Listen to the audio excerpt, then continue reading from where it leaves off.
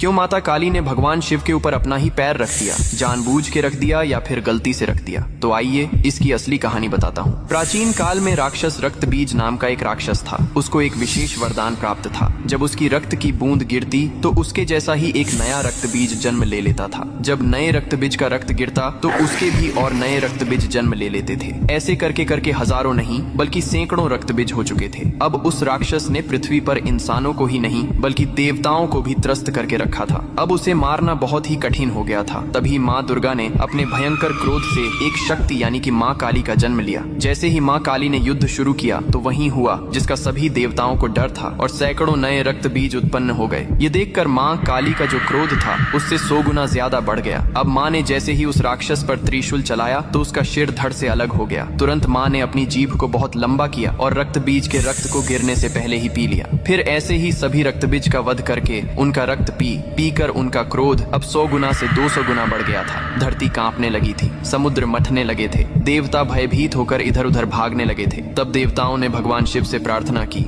हे महादेव, आप ही माता काली के संताप को शांत कर सकते हैं। शिव ने देवताओं की पुकार सुनी और माँ काली के सामने युद्ध भूमि में पहुंच गए। लेकिन माँ अपने तांडव में इतनी लीन थीं कि उन्होंने शिव को भी नहीं देखा। तभी भगवान शिव ने स्वयं माता के चरणों में लेट गए। जैसे ही माँ काली का पैर अनजाने में शिव के सीने पर पड़ा, तुरंत उनका क्रोध शांत हो गया। उन्होंने नीचे देखा तो अपने प्रिय पति शिव थे। यह देखकर उनकी जीभ शर्मिंदगी से बाहर निकल आई। इसके बाद शिव ने मुस्कुराते हुए कहा, हे माँ, तुम्हारा यह रूप सृष्टि के संतुलन के लिए था, लेकिन यह रूप अब धरती पर बहुत धाम से पूजा जाएगा। यही कारण है कि तस्वीर में और मूर्तियों में माँ काली को शिवजी पर खड़े हुए दिखाया जाता है, जो बहुत ही शुभ माना जाता है।